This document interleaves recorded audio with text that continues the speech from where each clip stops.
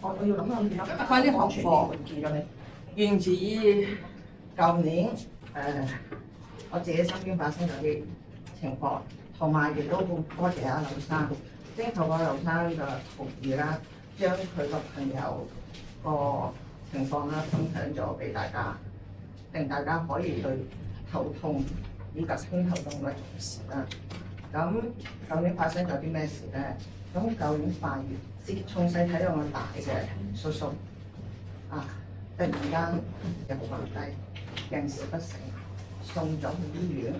咁醫生證實咗佢係腦溢血，即係頭部血管爆裂。咁不幸咁最後都嚟。跟住咧，我叔叔嘅件事發生咗之後，大概10月啦。大概10月，阿劉生個朋友大概40零歲男士，咁佢亦都係突然間出現咗呢個情況，咁送咗去醫院，咁而家救咗翻嚟，但係出現咗嚴重嘅中風情況，咁呢個好大機會係不可逆轉嘅。咁我亦都同大家分享咗好多頭痛以及偏頭痛嘅問題，咁大家就好容易去輕視或者忽視咗佢。因為大家一半個意識或者各方面嘅做法係頭痛啫嘛，係咪啊？咁忍下或者頂唔順咪食得咁嘢咯，咁過咗去。但係咩原因引起頭痛咧？咁大家就不作為深究啦。所以個問題嚴重咗嘅時候咧，就好容易出現咗不可逆轉啦。咁亦都出現咗呢個問題，咁好多人都好關心啦。就問師傅偏頭痛我唔識止痛藥，咁我應該點做咧？咁同埋我應該點樣預防偏頭痛？咁所以今日就開呢堂課。咁平時大家話師傅點解你摸下我個頭頸嗰啲咁你就可以知道我瞓得好唔好，我有冇頭痛咁呢個就係我今次開堂課個意義喺呢度啦。咁我將我自己喺臨床點樣去觸摸邊個位，去斷定咗你嘅頭痛係出現咗邊個性質。技術上發生頭痛咧就係3類嘅，一個係緊張性頭痛，一個係偏頭痛，一個係最椎動脈引起嘅偏頭痛，簡稱叫頸因性頭痛。咁呢3個頭痛，咁我哋又點樣去分咧？咁偏頭痛佢只係一個單側，一就係右側，一就係左側。佢個痛係跳躍性嘅，咁就好通俗嘅説法就係，哎呀，我攝下嘅痛，呢個就叫跳躍性嘅痛。但係緊張性個頭痛咧係點樣嘅咧？通常緊張性嘅頭痛咧係有2個嘅，亦都係高血壓。咁高血壓頭痛咧，其實我恭喜大家。因為如果你血壓高到一個程度，你出現咗頭痛或者頭暈呢個係你嘅身體個安全嗰個方面個系統係信號嘅。咁我哋驚係高血壓咧，你出現咗冇任何症狀，咁呢個就容易爆血痛啦。咁偏頭痛佢係單側嘛，但係要係緊張性頭痛或者高血壓頭痛，佢同偏頭痛有啲咩區別？咁緊張性頭痛你一緊張，佢就出現頭痛。但係嗰個頭痛係成個環繞嘅成個頭嘅出現痛嘅，脹、酸、痛係緊張性頭痛同偏頭痛嘅區別。偏頭痛係攝下，跳躍性嘅頭單側，佢緊張性嘅頭痛係成個頭環繞住，咁就會出現脹痛嗰個脹痛，所以係唔一樣。咁第3個頭痛就係頸因性頭痛，呢個就常發生啦。因為與我哋嘅工作啦、生活習慣有關嘅，頸因性頭痛有肩頸引起嘅，所以我常同大家講，個頸太攰你容易頭暈頭痛係咪？條腰太攰亦都有容易頭暈頭痛咁頸因性頭痛佢係邊方面引起咧？咁如果大家聽過我23年嘅堂課就應該知道啦。嗰年咧就多謝阿楊姑娘，佢係出嚟做 model， 咁喺兩側頸椎嘅兩側係咪啊？頸動脈而引起嘅。咁佢亦都有另外一個問題會引起頸因性嘅頭痛嘅，就係枕神經。枕神經喺邊啊？喺我哋嘅發腳線下方呢個位啊，呢個就係枕神經背脊。但係枕神經咧又分兩條神經線，一條係枕小神經，一條係枕大神經。所以有時咧，你哋趴住喺張按摩床嘅時候咧，我摸住，哇，好似有少少喎，瞓得唔好喎，枕啊嘛。瞓覺嘅時候你枕住嗰個位啊，基本上就係枕神經集中嗰個位啊。咁我點解會摸住？但係做法就有啲唔同喎，有啲嘅直接就係做後尾枕啦，係咪？有啲嘅做呢啲耳周圍啦，咁就係個枕小神經同枕大神經嘅區別啦。枕小神經咧就有風池嗰個穴位，睇唔睇到嗰邊啊？風池大概呢個位啊，咁向耳側行上去，去到太陽穴，呢個咧就叫枕小神經。所以有時咧頸因性偏頭痛咧，佢會喺太陽穴嗰度嘅攝下嘅。咁枕大神經咧係行邊個位咧？後尾枕都係由呢個枕神經集個起點嘅，然後沿住個後腦啦，向百會啦，跟住向前額竇啦，去到神庭嗰個穴位嘅，即係你個發際線中間騰上5毫米5 mm 嗰個位，咁就係神庭嗰個穴位啦。咁神庭有神字嘅個穴位，基本上就係攞最自然功能性嘅，就與我哋嘅神字有關。所以枕神經就由後尾枕嗰度，枕大神經就係咁樣行到前額頭，咁枕小神經就由後尾枕度沿住行到太陽穴。所以當你知道嗰個痛楚偏頭痛出現咗邊啲細緻個區分嘅時候，你哋就可以用翻對應嘅個方法去緩解佢啦。咁如果我緊張性偏頭痛嘅，我一緊張係咪啊？我就會容易頭暈頭痛。但係嗰個頭痛我哋再去細心咁去睇，咁睇佢嗰個頭痛係點樣痛法。如果成個頭環繞住脹痛嘅，第一時間用穴位嘅，你哋知道有穴位啱嗱。如果你係緊張性頭痛嘅，有兩個方法。一，個成個頭你由下面個發際線向上不停咁指尖用少少力。咁啊，我比較建議大家有指甲嗰啲，即係用指甲去輕刮個頭，成個頭放鬆。但係呢個刮咧係輕微帶刺痛嘅喎。唔好咁試下身喎，我輕輕用指紋面咁樣摸得唔得？唔得嘅喎，因為佢已經係個裡面嘅神經線收緊啊嘛。咁你要帶輕微嘅刺痛，然後不停咁用少少力打佢，咁佢就會舒服啦，放鬆咗啦。第二個方法，百會，我哋嘅手掌心中間有個窩位，呢個中間有個窩位，我哋放喺頭頂最高嗰個點，嗰個窩位固定嗰個位置最高嗰點就係百會。百會穴係頭部神經嘅總掣，5個手指合埋一齊，你形容好似雞啄米咁樣，不停咁去敲擊佢，係不停咁敲擊。但係佢呢個動作咧就要耐啲啦，辛苦啲啦。但係佢要持續30至60分鐘，亦可以去幫你放鬆咗成個頭部嘅神經。所以你唔好諗住，師傅你有叫我做，我有做嘅喎，我有敲佢3、5下喎。我甚至乎好啲，我俾咗10幾20下喎，但係冇效喎。你講啲嘢唔得，係嘛？咁唔係唔得，係你做嘅時間唔夠，同埋你太錫身，你輕撫佢做咩？咁錫住佢嘅，出少少力，敲到一定帶有輕微嘅刺痛感，咁先至達到效果嘅。當然啦，如果係高血壓引起嘅，好簡單，有降血壓藥，食一粒降血壓藥，係嘛？冇嘅。屋企有芹菜嘅，咁你有榨汁機就榨杯果汁，榨杯西芹汁入，或者冇榨汁機嘅當沙律菜，咁啊你食條半顆咧，佢都有效嘅。或者你自己有血壓高嘅天使魚，咁啊大家注意下，每日或者假日飲杯西芹汁咯，呢個都達到因為高血壓而引起嘅頭暈頭痛，呢個就係一個解決方法啦。第二個，頭先你呢個低腳位係除咗飲西芹汁嗰啲嘢可以幫之外，就係我哋自己可以咁樣哚就可以減低啲頭暈頭痛，高血壓人士嘅。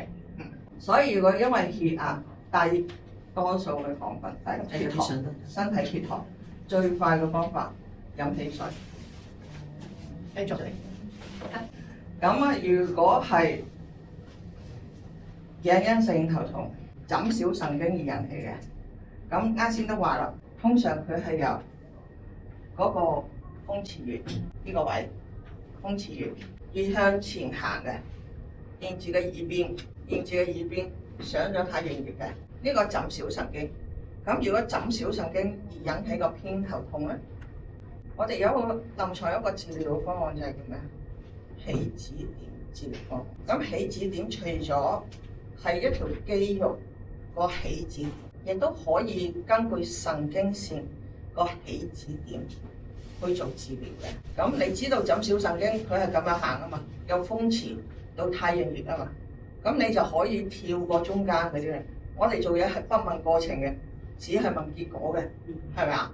我就係喺佢起止點度去游，但係呢個手法就唔係好似爆背咁啊！我有幾大力，我就坐幾大力嘅咯。呢個係危險嘅喎。呢個咧神經線啊嘛，佢係要你溫柔咁去呵護皮，由中帶少少力度，咁就用手指個指紋面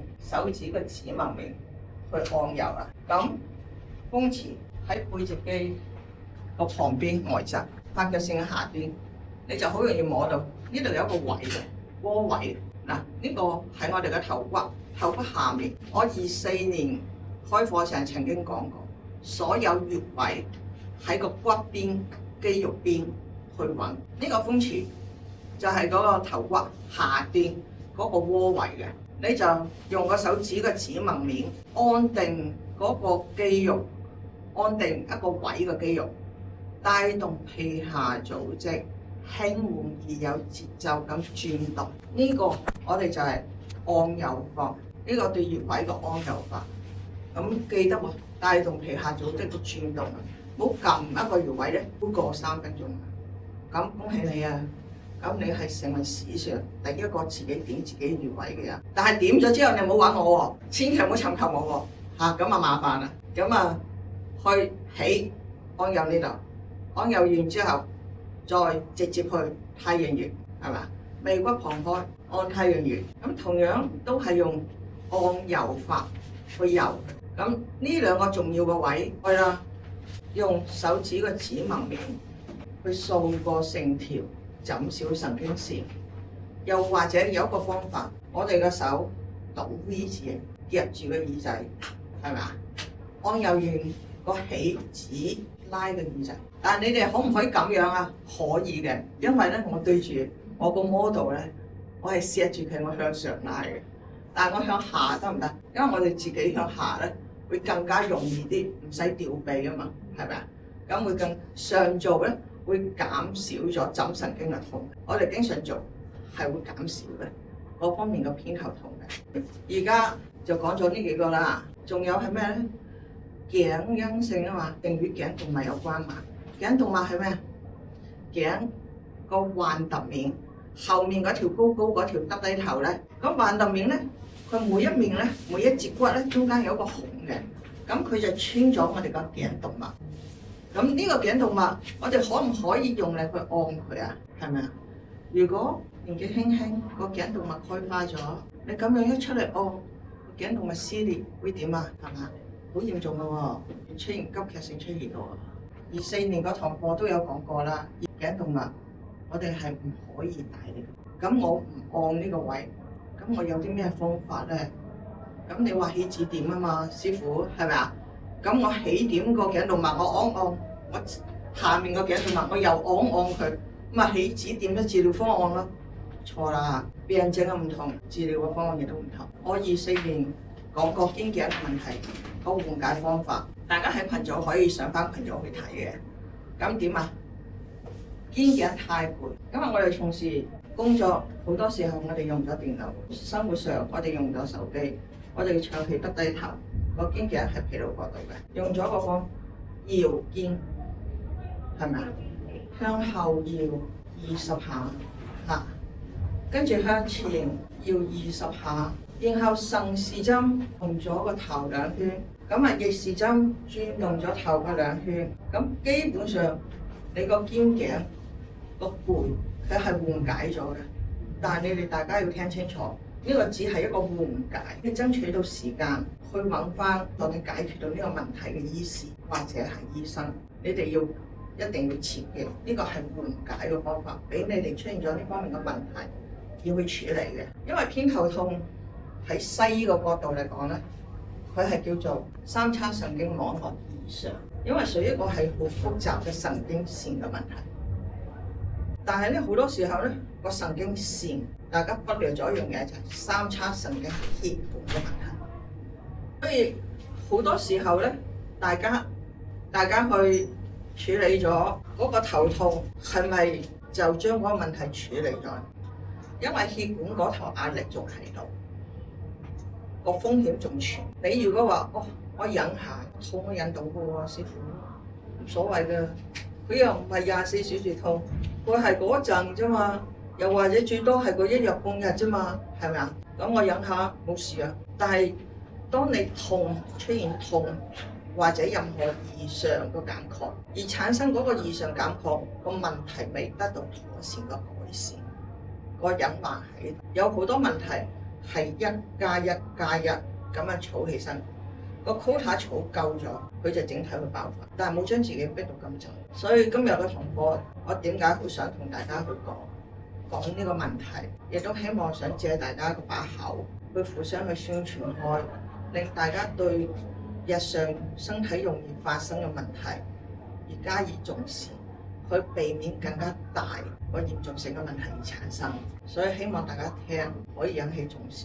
如果偏頭痛去到嚴重，咁呢幾日都有好多客問，咁其中一個好重要嘅問題就係問，例如劉生話：師傅啊，我睇完我嗰個朋友，佢中風嘅咁樣，咁我話呢啲偏頭痛而引起爆血管，佢個後面咧，佢係類似半邊身中風，佢半邊身係喪失咗嗰個自理能力嘅。咁又如何去區分中風同偏頭痛咧？其實偏頭痛而引起爆血管，點解會出現中風、半邊身中風嘅跡象咧？咁我曾經喺另外一個課室度有講過，中風係有2大類型，一個係缺血性中風，一個係出血性中風。出血性中風咧，通常唔會惹少嘅，最少都係半邊身，甚至乎全癱嘅變性植物人都有，再嚴重啲死亡。咁可唔可以做推拿？出血性中風係唔適合做推拿，但係缺血性中風最佳嘅治療方案就係以推拿為主，針灸為主，但係市面嘅推拿師好少。咁曾經亦都有同學話：師傅你玩我咩？市面嘅推拿師咁少，咁你又話主力係推拿，咁針灸為輔都可以幫到你哋嘅，但係個效果會慢啲，冇咁快。因為我曾經試過連續2個半邊面中風嘅面癱，屬於三叉神經嘅問題啦。咁前後相差1個月嘅時間。第一個患者佢係超過65歲，但係佢中風嗰日佢就揾到我，因為佢好慶幸係咩咧？就係我個客。因為平時做個過程之中，我經常同大家分享案例嘅嘢，所以佢個女一發現唔妥，咁巧嗰晚係佢先生 book 咗，咁佢打咗電話徵求過我意見，可唔可以帶媽上俾我睇睇？一睇佢喺黃金時間之內做咗治療，以及咧因為疫情咧，我有位有時間，咁佢1個星期4至5次，佢同埋針灸各方面咧，咁佢3個禮拜好咗成90%嘅。當然好咗成90%咧，唔係我單方面講，因為我叫佢提前安排8點幾喺我呢度做嘢，接住去中醫醫館，接住去聯合醫院，接住去一啲物理治療，咁佢係達到90%嘅。喺最後同一日，佢做晒所有該做嘅治療同檢查。佢嗰晚翻到去，佢打咗電話俾我，佢話：師傅，好多謝你，所有個治療嗰方面咧，佢都話我康復咗90%，我好開心。另外一個係佢嘅朋友嘅，又係非常之不幸，同係相隔1個月，亦都係出現咗面癱中風嘅。咁佢嗰個第二個患者咧就比佢後生得多，先至50歲鬆啲，但係因為工作嘅原因，以及咧我自己已經係全面恢復咗工作嗰度，咁冇咁多位，咁佢1個星期1次，咁做咗9個月嘅治療，咁康復咗70%。但係最重要一個原因點，除咗咧佢個治療嘅時間係唔夠之餘咧，仲有一個就係黃金時間。第一個客雖然年紀大，佢正常嚟講佢嘅康復能力係比第二個客係更加差嘅，但係點解佢康復嗰時間會咁短咧？成數咁高咧？係黃金時間。佢中風嘅當日，佢就揾到合適嘅醫生去幫佢做治療，所以呢個係非常非常之重要嘅。劉生前2日問我中風爆血管嗰個就係缺血性中風同埋出血性中風嘅區別。出血性中風睇嗰個血管係爆左腦定右腦，咁就直接影響到我哋邊一邊身出現咗功能性嘅障礙。但呢個康復期係非常之漫長嘅。個區別係缺血性中風，佢係代表住某一條大嘅血管全塞全堵，堵塞前一路咧，佢中風前佢會係出現咗咩咧？手腳麻痹或者半邊身麻痹。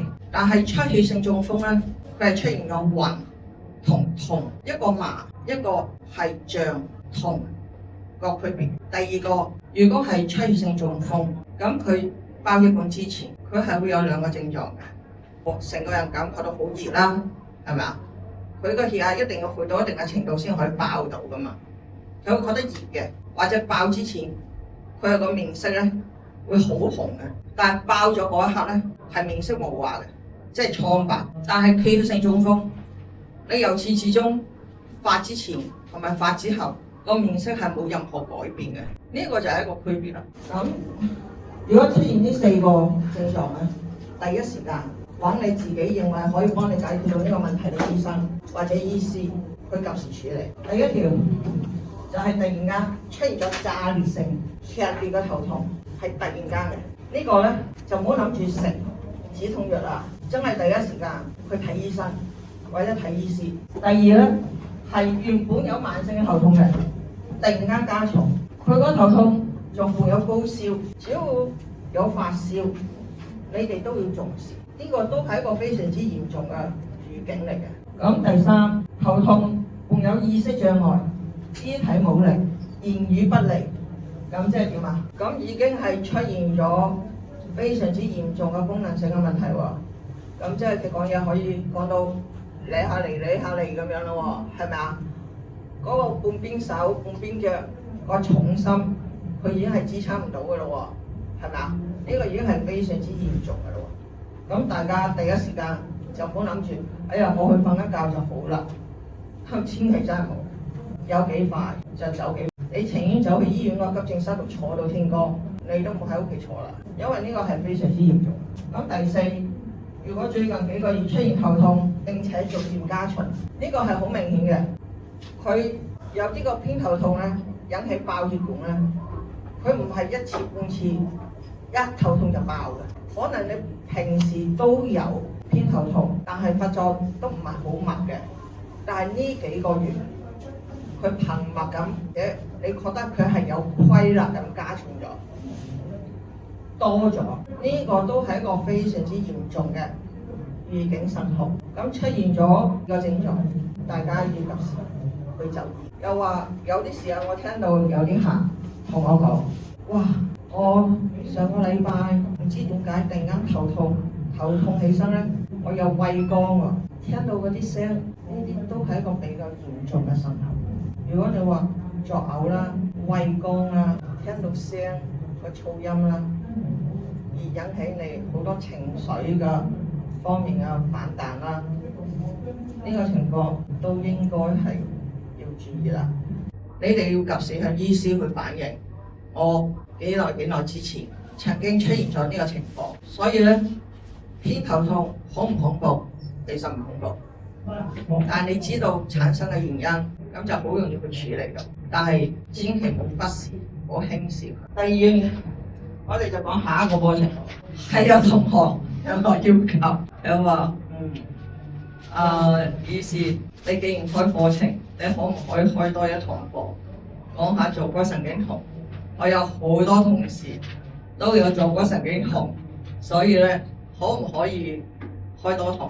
我話覺得冇乜必要，因為大家過嚟聽課咧，係從事我哋呢個行業嘅，係咪啊？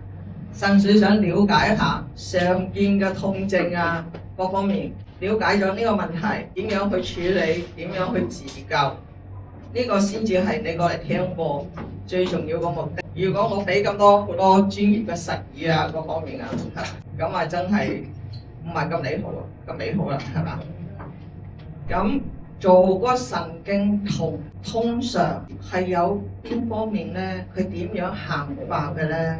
我點樣知道呢個係坐骨神經痛？呢個係腰肌勞損？我點樣去區分咧？咁通常坐骨神經佢係由腰四、腰五、腰四，我哋成條脊椎，頸椎有7節，胸椎有12節，腰椎有5節，底骨嗰度咧就有4節，第一、第二、第三、第四。佢基本上係由腰四底骨第一而向下延伸嘅。咁佢向下延伸咧，就有腰四、腰五啦，走去臀部啦，後面嘅外側啦，沿住向下落嘅，然後直到腳板底湧泉。咁通常咧，坐骨神經痛係有兩方面嘅，一個係骨，第二係肌肉嘅問題。係點解會引起坐骨神經痛咧？咁佢係坐得多嘛？呢個叫坐骨，下面有兩個孔，我哋兩個孔就會穿5條神經線，上面嗰條係細孔，穿1條神經線就係田上神經，下面嘅大孔穿4條神經線，嗰4條神經就係田上神經、會陰神經、坐骨神經，仲有一條肌肉神經、肌皮神經喺度。咁你咁樣平坐，當我哋平坐嘅時候，個肌肉壓住個肌肉坐啊嘛，咁個肌肉咪揞住咗嗰條神經線。咁最明顯就係個坐骨神經首先受影響。第二引起坐骨神經痛咧，就係我哋個肌肉啦。呢個一個骨引起，一個肌肉引起。咁骨引起，我哋點處理咧？係咪啊？個坐姿坐得多而引起個肌肉壓迫到嘅坐骨神經痛，我哋又點樣去處理咧？呢個就接落需要講嘅個問題啦。如果係肌肉引起嘅坐得多嘅，我相信所有跟開我嘅跟時間長啲嘅，都成日聽到我好似一個媽媽咁好囉嗦咁去我哋嚟。企得多嘅好心理啦，求其揾個地下，就好似我哋今日嘅義工咁樣啦，係咪啊？坐落地下，污糟唔到幾多嘅，係咪啊？咁企得多嘅就坐啦。咁同樣相反噶嘛，坐得多係點啊？企起身，背手向上，伸個懶腰，係咪啊？成個背肌由肩頸背都鬆，大概1個鐘、個半鐘就鬆一鬆。以前我哋做細路仔嘅時候成，哎呀，做下功課就伸個懶腰啊！大人大個咗反而忘記咗呢樣嘢，所以要常做。咁做咗呢個係咪就可以起個坐骨神經痛咧？係，只不過係減少啫。咁仲有邊方面咧？第二個我亦都經常會囉嗦你哋嘅，就係咩咧？如果真係覺得攰，我係保障唔到你哋任何一個人係有需要我嘅時候，我就可以提供到幫助，因為我唔係得一個客，係咪啊？但係個解決方案就係喺你住或者係工作附近嘅場所有醫館或者按摩鋪嘅，走去俾人哋猜兩猜，猜鬆佢先。咁有一個痛症喺臨床咧，係叫做大剪子環囊炎嘅。呢個痛症咧喺臨床係經常誤診嘅。咁因為點解咧？佢嗰個痛，佢就有嗰個痛嘅位同坐骨神經痛。佢第一個痛點就喺後面後腰眼嗰個位，喺腰眼嗰個位痛出嚟。第二個痛點前面，因為大正子啊嘛，手槍骨啊嘛，係涉及到我哋個髖關節啊嘛，佢係合節點啊嘛，所以大正子滑膜炎咧，佢就係前後一個後面係後腰，前面係我哋嘅氣衝穴個位痛出嚟。第三個點前面大腿外側呢個位痛出嚟，因為涉及到比較深層嘅嘢，所以咧佢個痛咧係陰啲，係由裏面痛出嚟嘅，係好擾人嘅。我哋個膽經，中醫係膽經，個褲腳外邊嗰條褲骨就係我哋嘅膽經，但係有一條筋膜，呢個唔係肌肉，筋膜叫做絡徑束。如果企得多、行得多、跑做運動嘅人，佢呢條筋膜係容易收緊嘅，特別係做深蹲啊、下肢部嘅力量嗰啲，佢係容易收緊嘅。但係收緊，你哋唔理佢咧，佢就牽引到呢個大正子啦。牽引到大正子之後，形成咗個滑膜炎，佢就唔係呢條絡徑束可以處理到噶啦，佢就引起咗呢紮神經線嘅痛啦。但係當然啦，後期我哋嘅治療咧，我哋就唔會幫你揾5條神經線嘅走向去摸啊嘛，因為每一條神經線嘅走向咧，佢分支係好犀利嘅，所以咧我哋就唔會咁傻走去揾啦。咁每一個症有好多種治療方案嘅，咁我哋就會喺裡面一個叫做臥足肌腱群嗰抽嘢去揾啦。佢就涉及到內側啦，因為中醫推拿嚟講咧，肺主皮毛，脾主肌肉，肝主筋，腎主骨生髓。咁肝主筋啊嘛，大正子，咁呢個係筋啊嘛，同埋呢條絡徑束，佢唔係肌肉啊，佢係筋膜啊嘛。咁首先我哋嘅治療咧，形成咗呢個症咧，我哋治療首先喺肝經嗰度去治療，但係佢涉及到腰部啊，啱先講係腰眼度都有痛出啊嘛，咁佢就已經係影響咗肝腎嘅問題，所以點睇咧就已經係複雜化。但係初期佢因為絡徑束引起嘅，你只要你收緊，你有規律咁，佢就近去揾按摩師又好，推拿師又好啦。你鬆咗嗰條筋，你根本上佢冇機會形成咗嗰個痛症。所以話調理身體要喺健康嘅情況之下調理。但你去到大正子滑膜炎咧，咁呢個就係個風濕症。風濕顧名思義，刮風落雨變天，佢會復發。你企得多、行得多、走得多。呢條絡徑束收緊，佢會復發；你個腰背、腰緊，佢會復發。咁就造就咗我哋呢個行業嘅興旺。咁呢個係一個好特別嘅案例。咁佢就係涉及到與坐骨神經痛個病人症個症狀係好近似嘅，但係佢更加麻煩嗰個坐骨神經痛。第二個區別係咩咧？如果係腰肌勞損嘅，咁腰肌啊嘛。喺我哋臨床嚟講咧，通常腰肌勞損咧，我哋係嗰個腰方肌，多數係腰方肌而產生嘅。咁腰方肌咧喺我哋腰部最裏面嗰組肌肉嚟嘅，嗰組肌肉係好細嘅，佢係由大概呢個位啦，腰一啊，去到我哋嘅下前上肌嘅腰一，去到下前上肌，但係個腰部大概有5層肌肉，咁佢係最裏面嘅層，咁我哋要點樣處理咧？唉，用手按唔到，唔夠力按，我跪上去幫個患者按得唔得咧？咁得嘅，佢死你傷啫。因為點解會咁講咧？我哋後面有腎臟，兩邊有腎臟，佢係受唔到重力嘅攻擊嘅。平時我哋落位咧，我哋係平。如果真係要落重力嘅話咧，我哋係避開兩邊嗰個腎臟，喺腎臟嘅下方落位嘅。如果真係要重力，所以喺臨床有時候啲客咧同我講：師傅，我好緊啊，我咁大件，我受得到嘅，嚟啦，有幾大力就去幾大力俾我啦。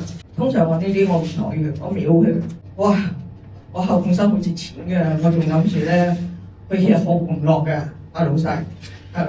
我唔介意大力嘅，但係大力完之後咧，你唔死唔傷就到我唔死唔傷嘅咯。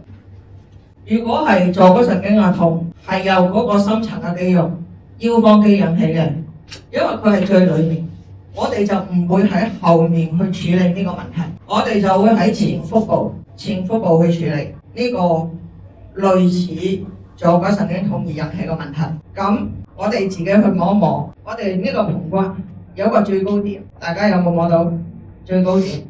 呢嚿骨嗰個最高點，肚字眼呢嚿骨同肚字眼一條線，2/3外側下前上棘到肚字眼嗰一條線，外側3/3嗰個位，手指插入去，心力插入去，插嘅同時咧，配合你呼吸，我講慢咗少少，配合嘅呼吸。當我哋嘅腹部係咪向下含啊？然後呼咁起身，就隨住氣吸嘅時候，個腹部向下，就係我哋嘅手用力嘅時候。但切記喎，係平插，唔係向下，唔係向上喎。向上會點啊？向下會點啊？會唔會非死即傷㗎？師傅，我哋啱先講緊非死即傷嘛。放心，唔會嘅，因為我哋成個腹部咧，唔見骨個位咧，係全部係腸嚟嘅。你向下向上咧，你最多同自己個腸度咧做緊按摩啫，每日有便秘嘅。咁你向上向下插咧，係幫助自己個消化功能提升咗啫，都有隻數。只不過對你呢個腰部嘅痛係幫助唔大嘅。所以當我哋處理一個症，佢出現痛、腰痛，但係腰方肌而引起嘅痛，同坐骨神經而引起嘅痛，都有一個共同點，就係呢個位會出現酸痛，或者腰4、腰5底骨呢個位出現痛，兩個都有一個共通點，但係唔同嘅點。坐骨神經痛，佢會向下延伸，但係肌肉引起個腰部嘅問題，佢係唔會向下延伸。呢個就係一個好大嘅區別。所以有時候你會見推拿師咧，佢摸咗你條腰咧，有時候失驚無神咧，佢就走去玩下你個腳板底嘅，或者睇下你嘅大腿啊、小腿嘅。佢就係因為咁樣，佢要去推斷你嗰個問題係條腰引起啊，定係你個神經引起嘅。呢個就係睇病嘅對症，佢要去幫你去分辨邊方面引起。仲有一個症喺臨床啱先都講係容易誤診。我想問你頭先話大轉子環外葉咧，有呢個位有止痛？呢個係邊方肌？邊方肌？大轉子環外葉咧，冇得搞，你自己搞。一定係係啊，同埋搞得到嘅人，睇得到嘅症就搞到啦。都睇定唔到啦。其實如果係有大轉有中麻，一做一陣經拉筋嗰啲來幫。係。大轉話就冇㗎啦，就一定係我哋嘅。係嘅，轉子環外葉咧，唔係大家想象中咁容易嘅，因為佢涉及到骨學、神經學、肌肉學好多範疇嘅嘢。佢因為呢個關節位，佢如果涉及到經絡，係涉及到肝膽、肝經、膽經、脾經、胃經、神經，諸如此類，好複雜。同埋咧，佢嘅治療方案咧，一個大轉子環外炎，佢西醫歸醫大轉子疼痛科，亦都係歸醫風濕科其中一類嘅啫。大轉子疼，但係喺呢個症嘅醫生西醫嚟講係非常之少，因為臨床咧少人發生，係好少人會將呢個問題會做到成咁嚴重嘅。但係如果舒緩咧，淨係食止痛藥啦，即係如果真係冇冇用嘅止痛藥，因為佢係屬於裡面結構性嘅痛，佢唔係某啲神經線個神經網絡以上出現嘅痛，呢個係兩回事嚟。大轉子環外葉咧，講多兩句呢個症啦。我哋隨意可以咁樣擘開腳啊嘛，係咪啊？咁佢涉及到嗰個自己嘅轉動啊，但係有呢個症嘅，你可以試下係擘唔到嘅，佢係喐唔到嘅，佢鎖咗嘛，鎖咗嗰個位啊嘛。所以你哋自己有時候你可以自我去檢查一下，就係多啲做，多啲做啊，搖寬咯。你如果話當我攰腳嘅時候咁樣，我都攰唔開、擘唔開個情況下，就唔好嘈啦，係咪啊？嘈金嘈硬，可以傳承嘅呢啲，相信你如果傳承落去，你子孫都難你啦，係咪咁講啊？咁啊，自己去執生啦。當你想試下下肢部嘅力量夠唔夠，我哋都在座都去到咁上下咁成熟嘅年紀，係咪啊？最驚咩啊？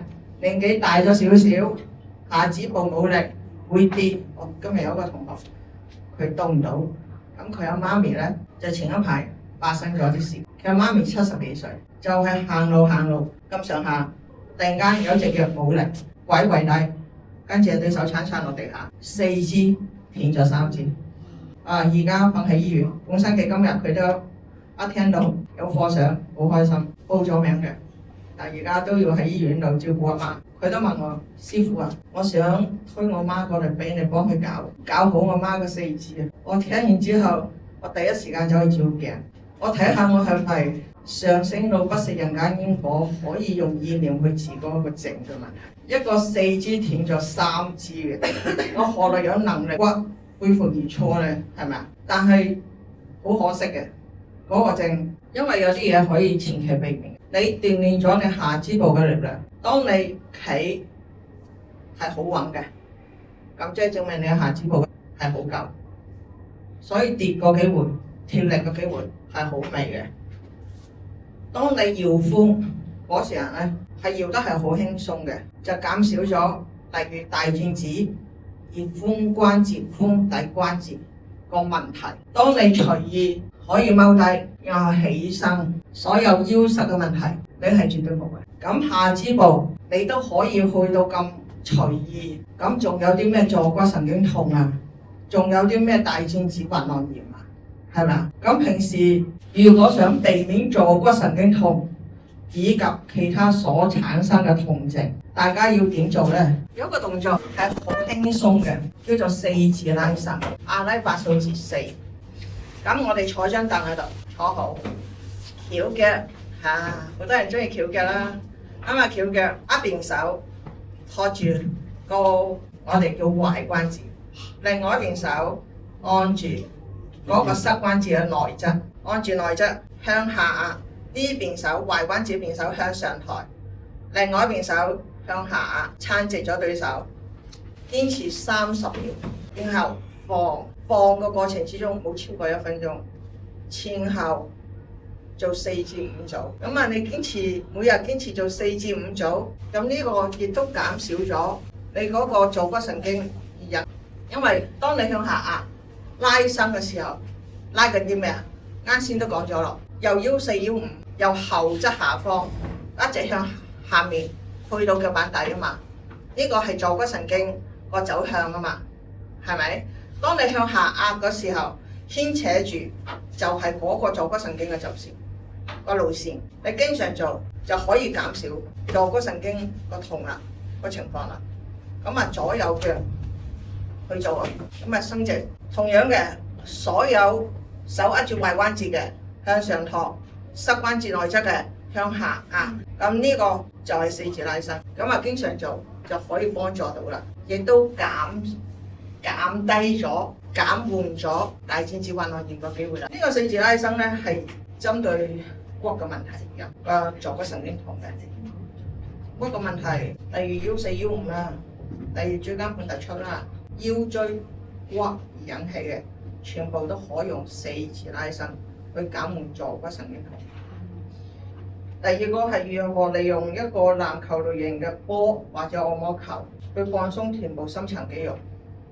呢個就係指啱先嗰個臀部肌肉而引起嘅坐骨神經痛，但係喺西醫嘅角度咧，就將呢個肌肉而引起坐骨神經痛咧，佢有一個非常之好聽嘅名稱嘅，叫做梨狀肌症候群。所有人你揸住嗰個檢查報告出咗嚟，個西醫度斷咗你嘅症，叫做梨狀肌症候群嗰啲，你就自己就知道啦。哎呀，係我嗰嚿肌肉坐得太多而引起嘅。咁肌肉坐得實咗，咁我哋放鬆翻咪得咯，係咪啊？除咗揾推拿師、物理治療師之餘，我哋喺屋企仲可以點樣幫助我哋嗰2嚿最厚肉嗰2嚿咧？屋企有籃球嘅，如果打開籃球嘅男士，咁咪用籃球啦，冇必要去嘥錢啊嘛。但係當然啊，就梗係唔夠按摩球咁舒服啊嘛。佢嗰個彈性啊、鬆軟程度就肯定冇按摩球咁舒服㗎啦。但係女士屋企有按摩球嘅，中啲 size 嘅或者大 size 都得，冇必要由此而去產生個費用走去買。放喺邊度啊？平躺嘅時候就攞個波去碌個螺柚啊，擺啲好妖豔嘅姿態去碌佢啦，碌鬆佢就得㗎啦。再係，仲有一個方法就係、你唔怕跌嘅情況下，坐住咯，等同於佢幫你去按摩咯，去鬆弛嗰組肌肉。呢個都係一個梨狀肌症候群個解決方案。但係通常咧，你診斷出呢個症嘅情況下咧，個西醫嗰度咧就會好直接寫封推薦信俾你㗎啦。物理治療啦，非常之開心啊，唔使你自己做嘅，又唔使怕跌啊。所以大家想減少呢方面個問題嘅產生，咁你就要學識點樣去練嗰個症。有好多時候嘅症狀嘅產生，如果我哋日積月累嘅工作性質、生活習慣引起嘅。如果你係做文職工作嘅，成日坐得多嘅，一出現坐骨神經痛，唔使問啊，梨狀肌症候群多。骨嘅問題，除非係你坐得係好衰啫。點解話坐衰？曾經我遇到一個客，佢好聰明到我自己都佩服佢。我話我睇到你，我都感覺到我終於唔使擔心退休嘅問題啦。我就算去到99歲，我應該都有嘢做。師傅啊，我想你同你其他客分享下，或者你朋友分享下。我做嗰份工作，佢係高級管理人員。佢話我成日要坐，我上個1個鐘係坐左邊，我下一個鐘係坐右邊。我然後咧第3個鐘我就平坐。大家聽完之後係咪好開心？我而家第一次聽到呢啲建議。我話我從事呢行業20幾年，我呆咗。你諗下，上一個鐘你坐左邊，係咪？你個成條脊椎係點樣去行？特別個腰椎。然後下一個鐘你坐右邊，然後第3個鐘你平坐。你唔係坐一日，唔係坐1個月啊嘛。你咁樣左扭右扭，平扭平，嗰條腰椎俾你玩到咧9彎18曲。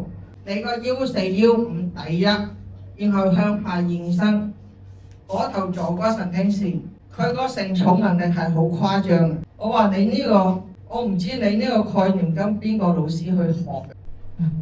有好多時人都係傳統啲平坐嗰啲，冇搞咁多問題出嚟。我話特別係細路，千祈唔好咁樣教坐。如果減少問題嘅產生，如果佢係細嘅，就冇必要話時時刻刻去做4次拉伸，亦都冇必要去話攞個按摩球或者籃球放喺個臀部嗰度去碌鬆個肌肉。如果細個嘅細路仔嘅，屋企有細路嘅，咁你哋只係需要叫佢坐直，企直就足嘅。點解佢分享呢個先生個提議咧？佢係一個好熱心嘅先生嚟，佢冇壞心，但係佢嗰個理念係錯嘅。我亦都好開心，佢認為好嘅嘢同我分享，所以咧我先至揾到佢嗰個身體出現咗問題，元兇喺邊。咁佢改善咗佢生活上個唔好嘅習慣，咁佢個痛症自不然就不期而遇。大家都係希望在座咁多位身體健康、平安喜樂。坐骨神經痛唔恐怖嘅，係靠我哋日常生活之中改變少少習慣，就已經係達到啦。前面嘅肌肉，因為嗰個坐骨神經、肌皮神經、會陰神經、臀下神經或者臀上神經，所有神經線向下走嘅，佢個神經線一定係跟住骨面頭去行嘅。你個骨冇問題，個神經線就暢通。個神經線暢通，咁你又唔會有痛症啊，各方面會隱患出現。前面股四頭肌收緊，就有大腱鞘滑囊炎嘅症狀嘛，其中痛症之一嘛，其實就係股四頭肌。就係我哋個膽經、胃經、膀胱經去到呢度，咁我哋平時可以點幫助坐骨神經啊？嗰5條神經線啊，手一空掌，對手拍打佢，隨手拍打係空掌啊，唔係實掌啊。會經常去拍打佢啊，拍鬆佢啊。佢唔會扯緊咗個骨，骨個鬆緊程度取決於我哋個肌肉個鬆緊程度。所有神經線係依附喺骨，如果你肌肉越縮，個神經線就流暢得係越好。長拍前面扶住咗我哋個膽經，如果我想扶住個肝經，拍內側脾經呢一條係脾經，腎經後面先天之氣腎氣，後天之氣係脾氣，自己多啲去拍，上下拍，得閒就喐下佢，鬆個肌肉骨關節位。其實一句講下，有6條經絡你拍晒就啱噶啦。你夜晚喺屋企睇電視係咪啊？係咪啊？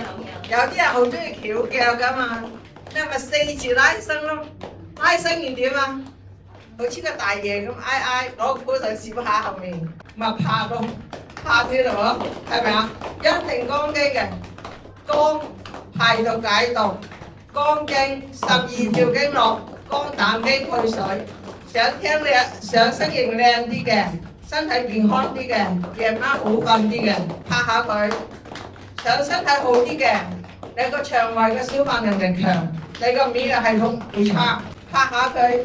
個脾經脾胃啊嘛，一定係冇問題嘅，只會越嚟越好嘅。但係我早上企喺度等巴士、等地鐵嘅時候，點啊咪曳啲啦，我拍下膽經咯，膽經主管我哋嘅抵抗力㗎嘛，特別係今時今日，抵抗力強啲，值錢好多㗎。我問下你，如果係坐骨神經好犀利嗰啲老人家咧，俾我啲水會唔會？幾多歲？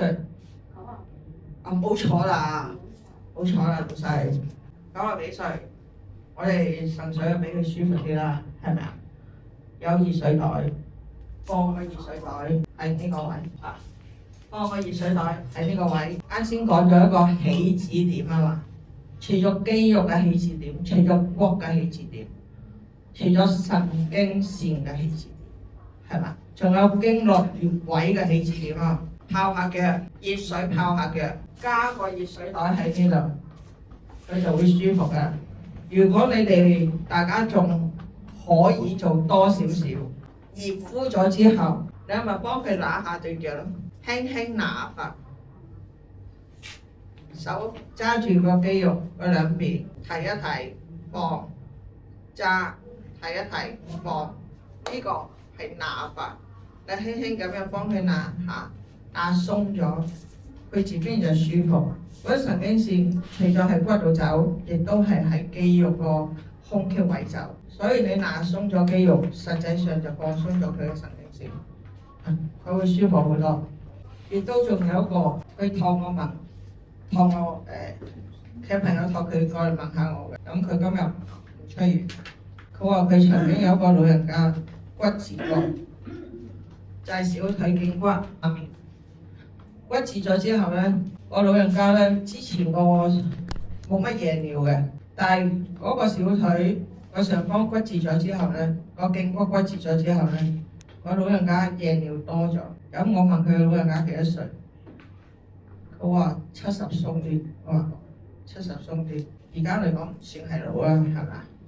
但係佢斷嗰個骨位咧，就啱啱係三陰交嗰個穴位，顧名思義。因為好多穴位咧，佢係用功能性去取名嘅。佢三陰交，3條陰經交匯嘅地方。咁佢斷喺嗰個位咧，嗰個三陰經係主管就係腎功能。通常如果我哋腎嗰方面，特別係夜尿頻多嘅，我哋就會建議你哋去行呢個穴位啦。咁咪一定係內側啦，外側見天嘅，我哋叫陽；內側嘅唔見天嘅，我哋稱之為陰。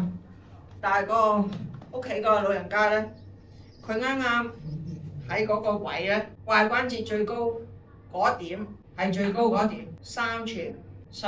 前年咧我有講過，教你哋去度骨啊嘛，一節手指為一寸，或者一隻手指嗰個闊度係一寸，3個手指2寸，4個手指係3寸，係咪？咁喺個踝關節最高嗰點3寸，大腿小腿脛骨旁開，咁呢個點就係3陰交，但係嗰個老人家啱啱斷骨，就係斷咗呢個位，啱啱應晒嗰個穴位嗰度，所以咧佢個腎功能急劇下降，夜尿頻多，係一個最明顯嘅腎功能嘅症狀。咁佢傷咗呢個穴位，咁怎麼辦咧？呢個係不可逆轉嘅，但係有其他方法去辦，因為腎主骨生水，骨個問題係有腎功能嘅，生水係指咩咧？骨水同腦水。咁我提升咗腎功能其他方面嘅功能，會唔會對佢有緩解嘅作用咧？一定有嘅。例如咧，行樓梯，但唔包落樓梯喎，行樓梯上搭 lift 落，增加你嗰個骨嘅密度。第二，早上10點前嘅太陽，下晝4點半後嘅太陽去曬，佢咁樣佢會改善咗運嘅腎功能嘅問題，減少你個骨質疏鬆，亦都提升咗腎嘅功能，而影響咗呢個穴位造成嘅遺憾。所以唔係話冇得搞，不過咧係要花少少時間同埋努力嘅。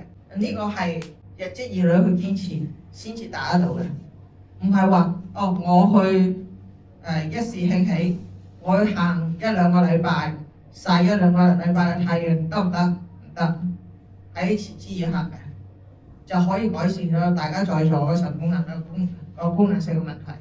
但係咧嗰個先生係代佢屋企個長輩問，我相信在座好多人身邊都有朋友有骨質疏鬆嘅問題，係咪啊？咁你提升咗腎功能咧，亦都可以改善咗呢個問題。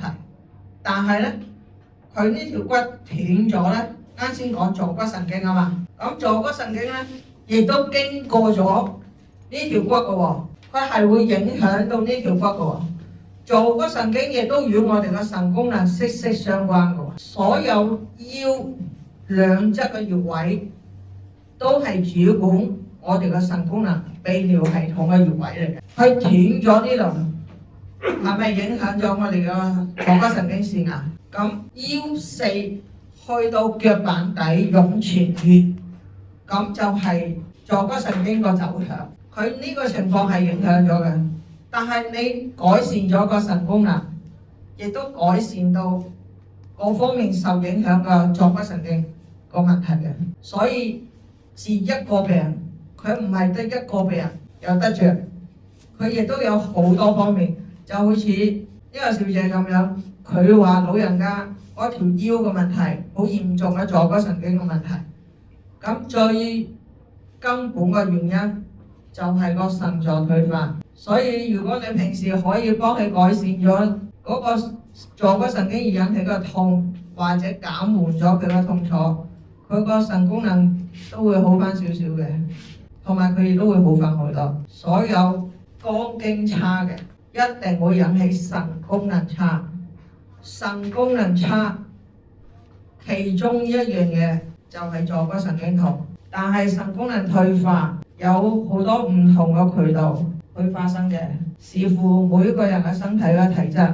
例如啦，有啲人咧係因為長年累月啦，例如做護士工作嗰啲啦，係咪啊？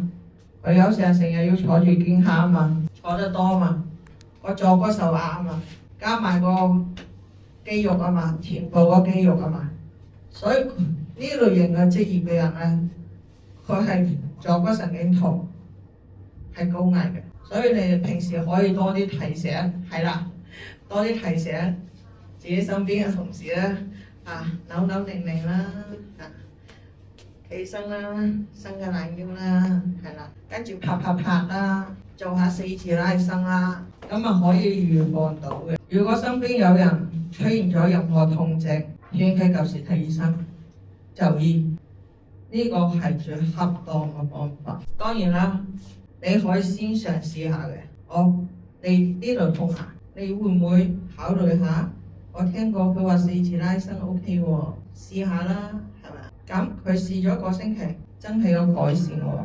你可以俾個善意嘅提醒佢嘛。當然啦，佢話4次拉伸唔得喎，咁點啊？你就直接同佢講，你手頭上有好嘅醫師信得過嘅，你覺得佢係會幫到佢嘅，咁你就幫佢咗個醫師去仔細睇啦。除非係單一個方向嘅、多重性嘅，就冇自我診斷啦，好延誤咗個黃金時間。坐骨神經痛，除咗啱先所講嗰個腰4、腰5第一嗰度個收緊會引起坐骨神經痛，仲有一個骨個非常之嚴重嘅個問題，就係椎間孔狹窄症。呢個常見嘅椎間孔狹窄症，嗰條脊椎中間有一條孔係有脊髓嘅，咁煮熟咗就好似一條白色嘅，嗰個我哋叫脊髓出現咗輕微嘅錯位，影響咗中間嗰個孔出現咗狹窄，一個狹窄點，有啲個甚至乎出現超過2個以上嘅狹窄點。如果狹窄去到一定嘅位嘅話咧，呢個係要做手術嘅，但係手術嘅風險50%會癱，當然啦，有50%嘅機會係會好返。所以如果出現呢個情況，咁做推拿可唔可以幫到佢咧？輕度嘅可以，但係嗰個可以咧係只能夠係盡量去控制住佢個椎間孔冇再惡化落去，不可逆轉，亦都冇可能話嗰個孔狹窄咗，我有冇能力去幫你補翻原位咧？保持暢通咧係冇可能嘅。但係佢呢個椎間孔狹窄症咧，佢亦都係第一條就係影響咗坐骨神經。所以當腰椎出現問題嘅時候咧，第一時間如果你真係例如嗰條腰出現咗痛嘅，持續性痛得好緊要嘅，食止痛藥食嘢都處理唔到或者緩解唔到嘅，你應該考慮去拍張片啦，就唔係肺片喎，磁力共振喎，去照一照自己有冇出現椎間孔狹窄。切記所有症病向淺中醫，及時去揾自己信得過嘅醫師去幫自己。我想問翻頭先中風嗰個啲即係先兆嘅咧，咁我都曾經有啲朋友咧，佢都有中過風，咁佢嘅先兆除咗有啲未必有頭痛，但係就出現就係啲血管嗰度咧，即係譬如突然間隻手出現一條黑色嘅血管，即係可能1個月前已經見到，咁呢個會唔會係可能中風嘅先兆？呢個應該就係啱先所講嗰個缺血性中風。咁啊，中風、缺血性中風同埋出血性中風啱先都講咗啦。嗰個區別係邊啊？出血性中風佢嘅區別係一定係有比較長時間嘅頭痛嘅，同埋咧佢嗰個痛咧係脹同埋痛嘅。但係缺血性中風就一定出現馬同臂嘅。佢如果你呢個朋友咧，佢個手部有一條血管咧，出現咗呢個情況咧，佢唔單止嗰邊手嘅手指啦、手臂啦出現咗麻同臂嘅，佢應該係個半邊身，佢都應該係比較長時間出現咗麻。所以缺血性中風同埋出血性中風前期同後期佢個症狀係唔一樣嘅。同埋咧，如果你係可以喺佢中風發作前，你係可以預知到而去預防到嘅，呢個效果係最好。但係好可惜，大家好多人都係中咗風之後先至知道去治療嘅，係咪？但係個效果就完全係兩回事啦。因為始終中風佢係會影響咗我哋某啲神經線，就好似我啱先分享嗰個面部三叉神經，嗰個面部中風咁樣，我哋點解話評估佢係恢復咗90%咧，而唔係話恢復到10%咧？佢生活自理到啊，嗰塊面起翻平復翻，但係我哋都係評估係90%值嘅，因為佢個裡面有啲血管係完全堵塞咗嘅，嗰個血管我哋係冇辦法通到，但係血管堵塞咗，佢會係誘發咗某啲神經、三叉神經嘅血管，係唔可以復原到嘅。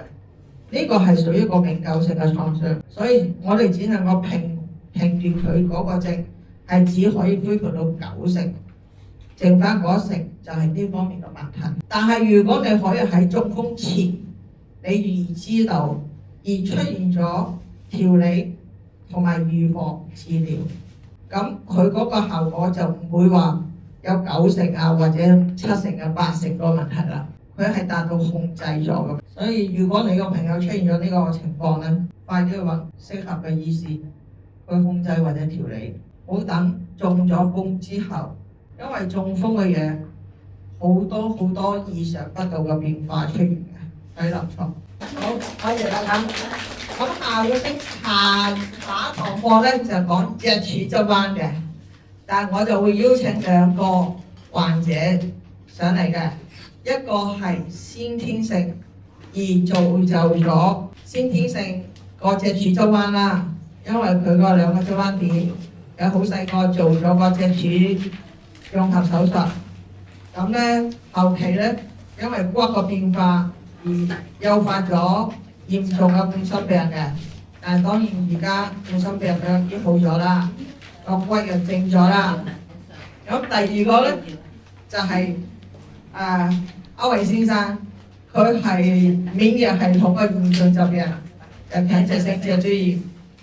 咁佢係後天嘅情況而誘發咗嗰個脊柱側彎嘅，所以就話非常之多謝2位，多謝。咁我哋下一堂課，我哋就研究下脊柱側彎問題。咁下次見，多謝。